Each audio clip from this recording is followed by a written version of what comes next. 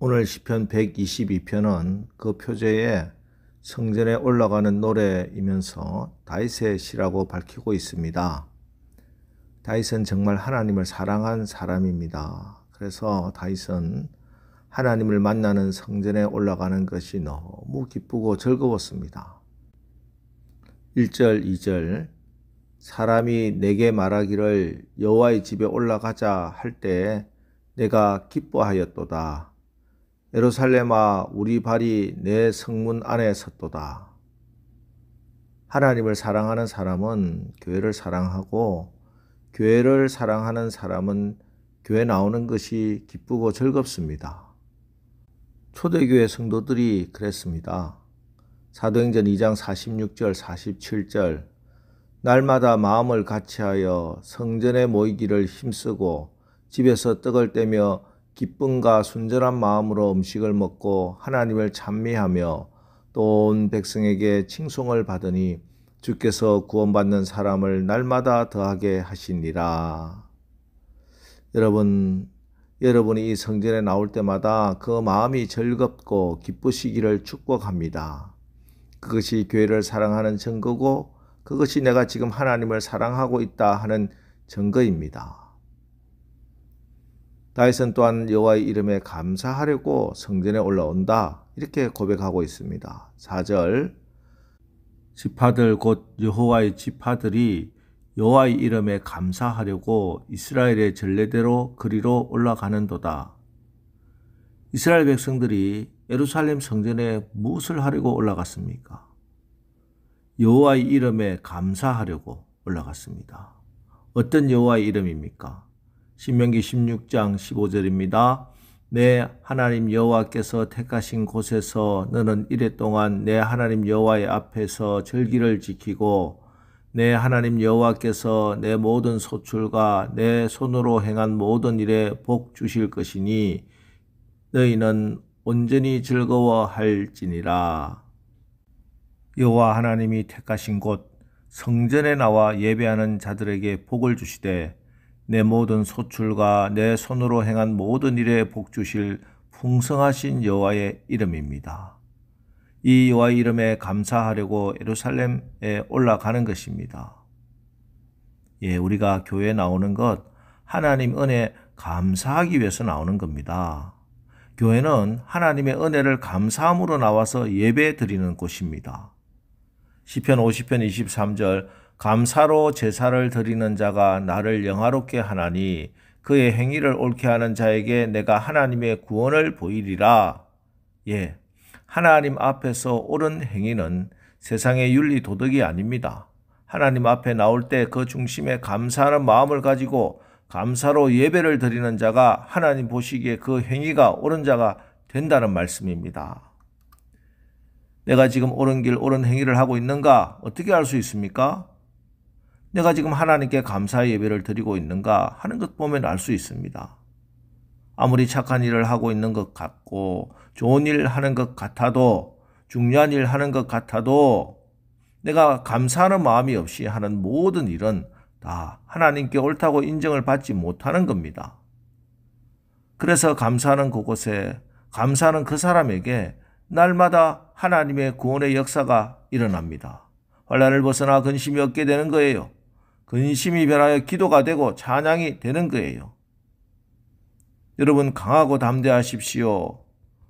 어려움을 당해서 원망하는 마음이 생길 때 힘들면 힘들수록 더욱더 십자가를 바라보고 감사로 예배하시기 바랍니다. 그래서 그 모든 상황에서 매번 구원의 하나님을 만나는 감사의 예배자들 되시기를 주님의 이름으로 축원합니다.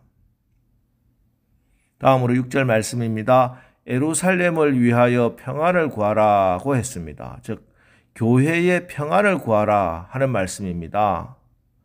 다윗은 예루살렘에 샬롬이 평안이 깃들기를 기도했습니다. 왜냐하면 예루살렘이 평안해야 나라가 평안하고 나라가 평안해야 가정이 평안하고 가정이 평안해야 자기가 평안하기 때문입니다.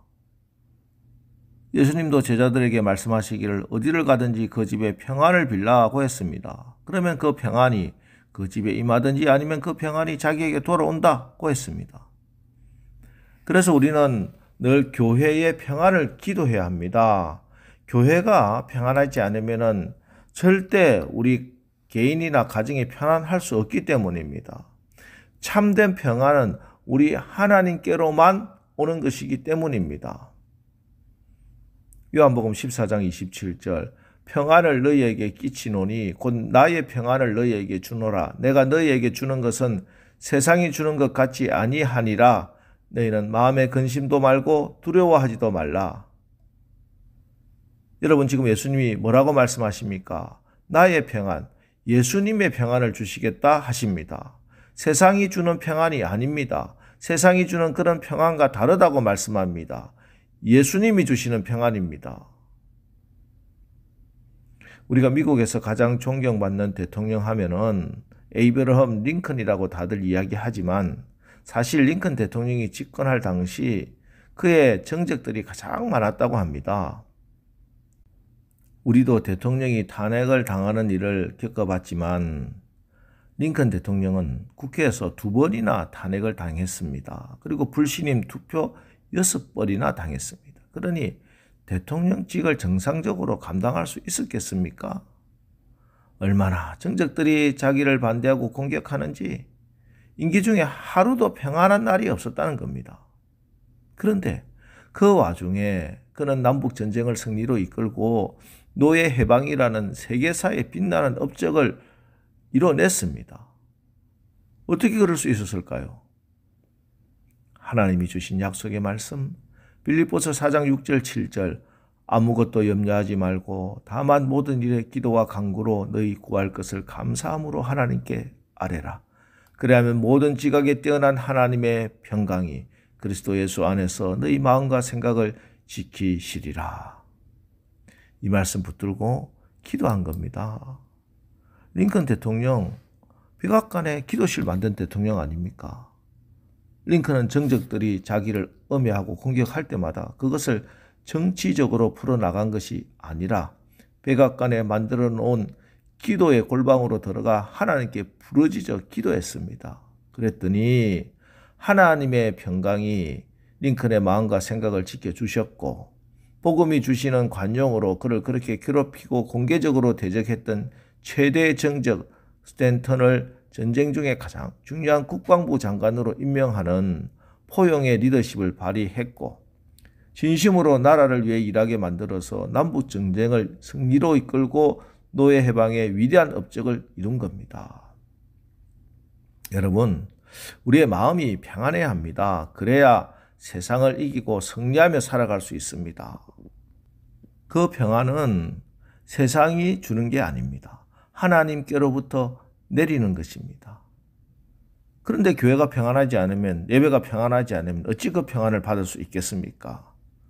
그렇기 때문에 우리 성도들은 가장 먼저 늘 교회의 평안을 위해서 기도해야 합니다.